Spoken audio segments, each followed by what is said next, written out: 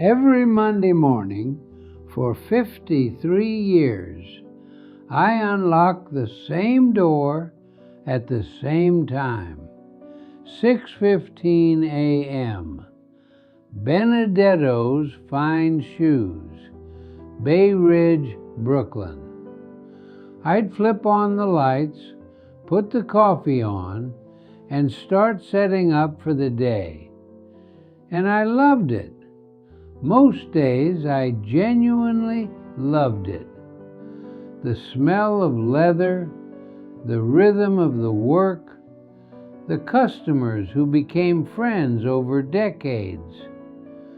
But I watched other people, friends, customers, neighbors, show up to jobs they hated, jobs that were eating them alive, jobs they stayed in year after year after year, always saying the same thing: next year, I'll retire next year.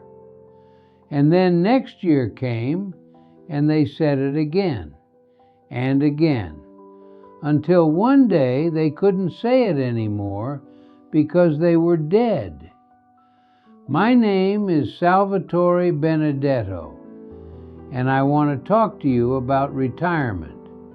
Not the financial planning part, not the spreadsheets and the calculations, but the human part, the part that nobody talks about because it's uncomfortable. The question of when to stop. Because here's what I've learned from watching people wrestle with this decision for decades. Most people retire too late. They wait until their bodies give out, until they're too tired to enjoy what they've saved, until the bucket list becomes a list of things they can no longer do. And some people retire too early, without a plan, without a purpose, without understanding what they're walking into.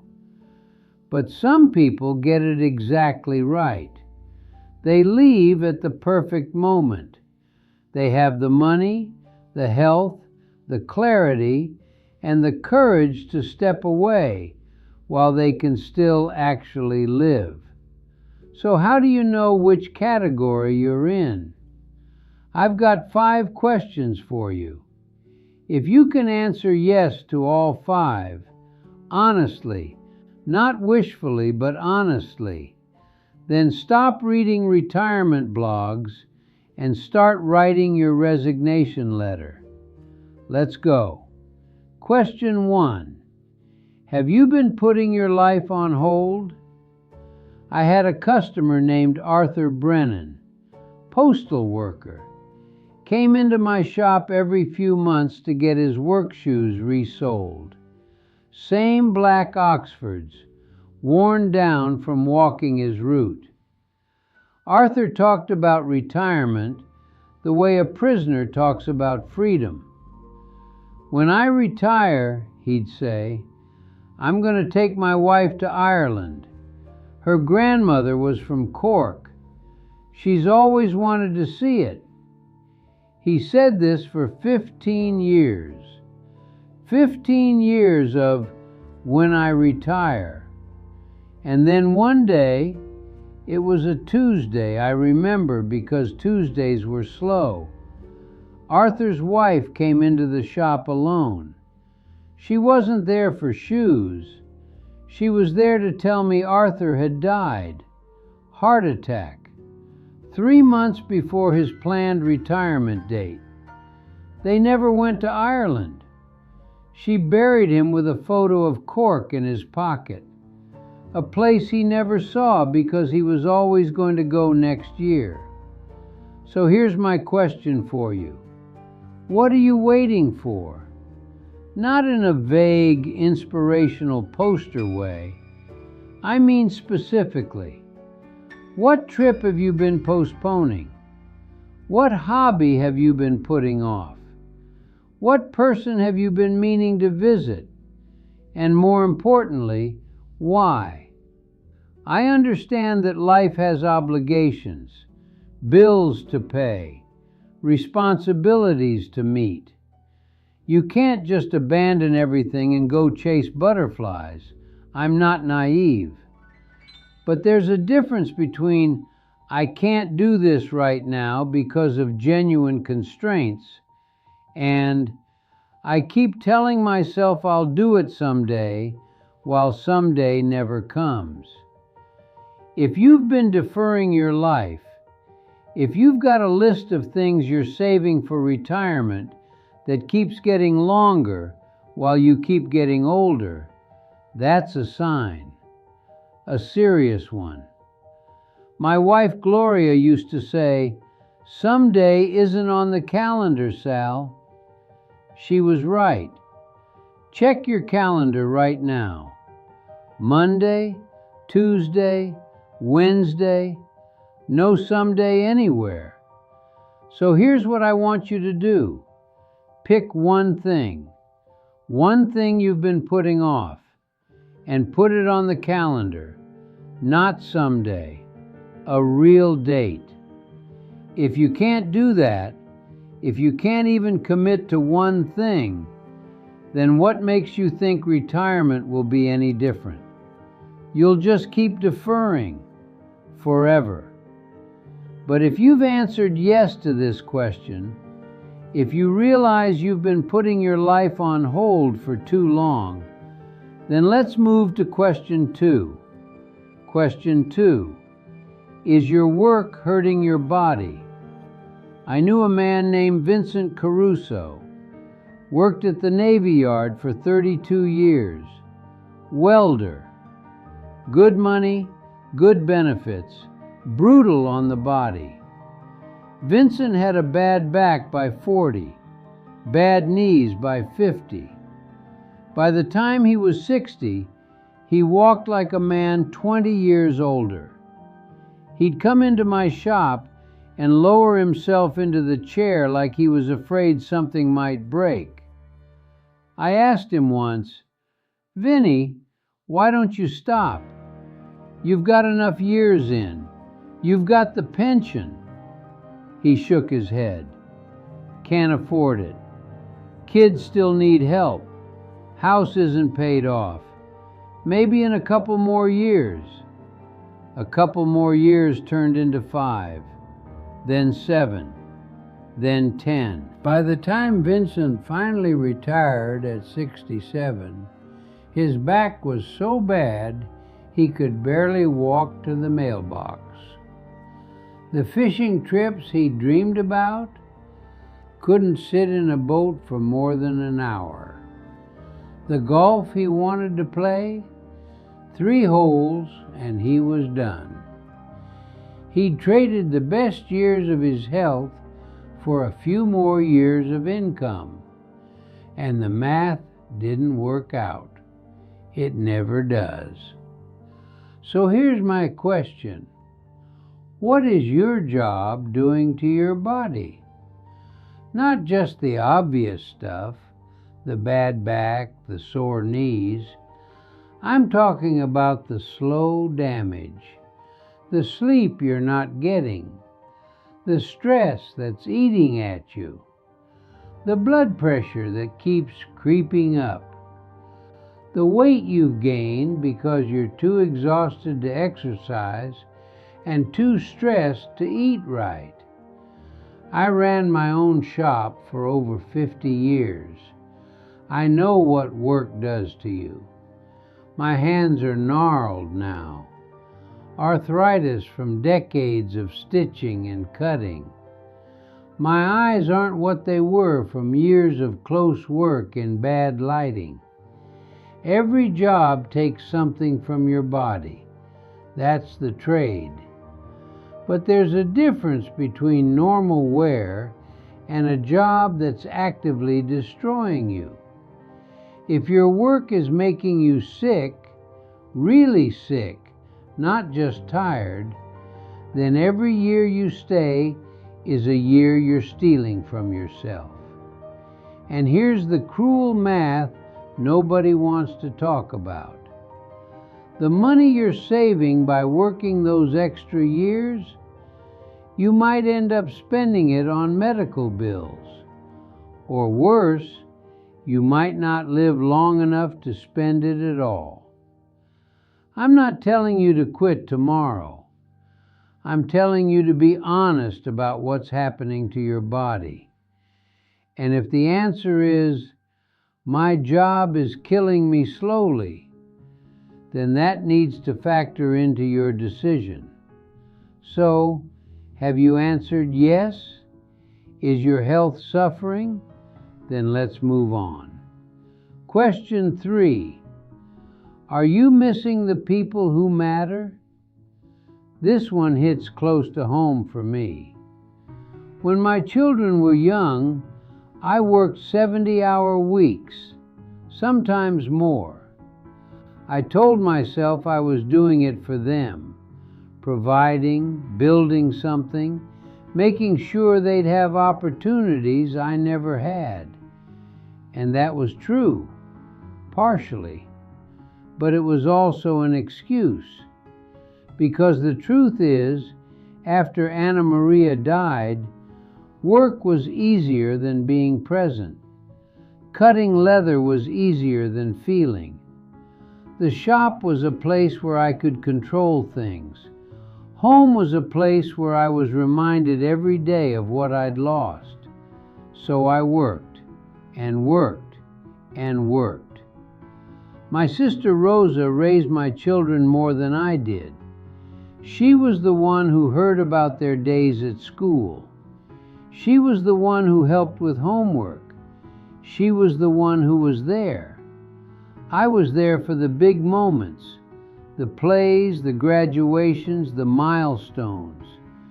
But I missed thousands of small moments, the ordinary Tuesdays, the nothing special Saturdays, the conversations that happen when you're just present, not rushing in for an event and rushing out again. I can't get those back. My children are in their 70s now. We have a good relationship. But there's a gap there, a distance that formed in those years when I was physically present but emotionally checked out. So here's my question. Who are you missing? And I don't just mean your kids. I mean your spouse, your parents, your friends, your grandchildren if you have them. Who's getting the tired version of you, the distracted version, the I'm here but I'm thinking about work version? I had a customer, Eleanor Vance, lovely woman, worked in insurance, who came in one day absolutely destroyed. I asked what was wrong. She said her mother had died that morning.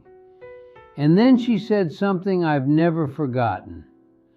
I was going to visit her next month. I kept saying next month, and now there is no next month.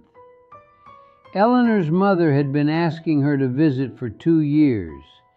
And Eleanor kept saying she was too busy. Work was too demanding. She'd come soon. Soon. Soon never came. So here's what I want you to do. Think about the people you love. Are you giving them enough of yourself? Or are you giving them whatever's left over after work takes its share? If it's the second one, if the people you love are getting your scraps, that's a sign, a big one. Because here's the thing nobody wants to say out loud. Your job will replace you in 2 weeks. The people who love you never will. Have you answered yes? Do you wish you had more time for the people who matter? Then let's keep going. Question 4. Do you know what you're going to do? This is where people get themselves into trouble. I've watched dozens of people retire with big celebrations, gold watches, tearful goodbyes, and then fall apart within a year, because they'd spent so long defining themselves by their work that they didn't know who they were without it. My friend Harold Washington, no relation to Gloria, despite the name, retired from the Transit Authority in 1989. Big party, cake, balloons, the whole thing. 40 years of service.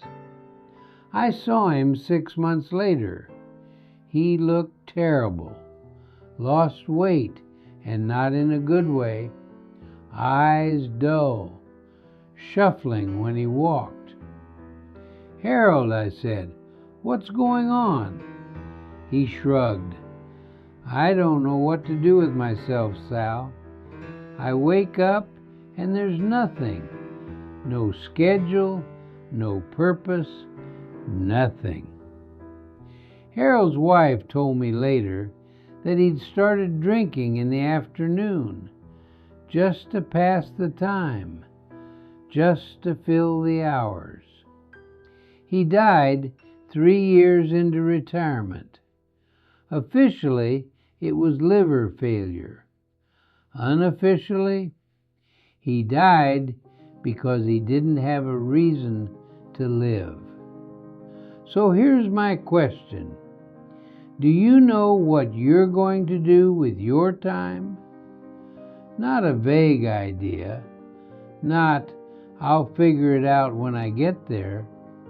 A real plan, a real sense of how you're going to spend your days.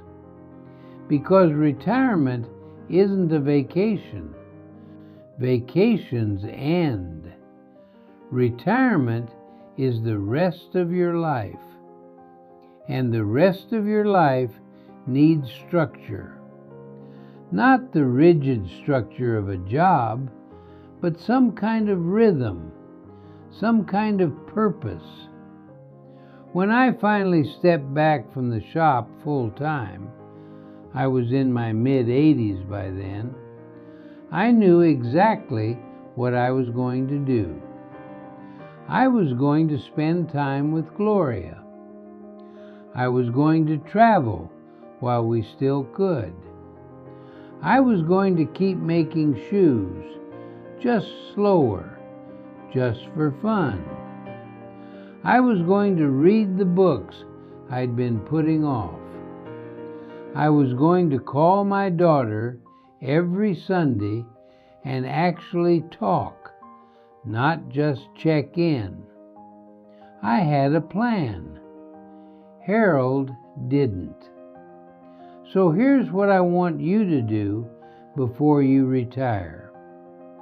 Write down how you're going to spend a typical Tuesday, not a special day, not a vacation day, a regular, nothing happening, ordinary Tuesday. If you can fill that day with things that give you purpose and joy, things that get you out of bed in the morning, then you're ready. If you stare at that blank page and think, "I have no idea," then you're not ready. And you need to figure that out before you leave, not after. Have you answered yes? Do you have a vision for how you're going to spend your time? Good. One more question. Question 5. Can you actually afford it? I've saved this one for last because, frankly, it's the most practical. And practicality matters. I knew a couple, Frank and Dolores Magnuson, who retired in 1987. Frank was a manager at a department store. Dolores was a secretary at a law firm. They'd saved steadily their whole lives. Good people, responsible people. But they did the math wrong. They figured they'd need 20 years of savings. They both came from families where people died young. Parents gone by 70, grandparents gone even earlier. So they planned for 20 years, maybe 22 just to be safe. Frank lived to be 94. Dolores is still alive now. She's 97. They ran out of money in 2008. Had to sell the house they'd lived in for 40 years. Moved into a small apartment, dependent on Social Security and help from their children. They didn't plan wrong because they were stupid. They planned wrong because they assumed they knew something they couldn't know, how long they'd live. So here's my question. Have you actually run the numbers? Not a guess, not a hope, real numbers. How much do you have saved? How much do you need to live on each year? How long might that need to last? And here's the part people forget. What about health care? What about inflation? What about the things that will go wrong? Because things always go wrong. I'm not a financial planner. I fix shoes. But I've watched enough people get this wrong to know. You cannot guess your way through retirement math. You need to know. If you don't know, if you haven't sat down with a spreadsheet or a professional, or at least a calculator, then stop thinking about retirement and start thinking about planning.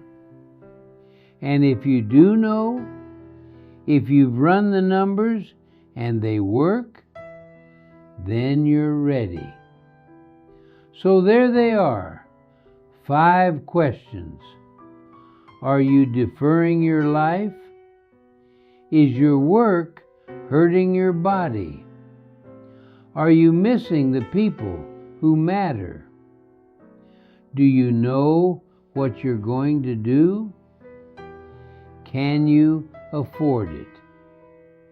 If you answered yes to all 5, honestly, not wishfully, then what are you waiting for?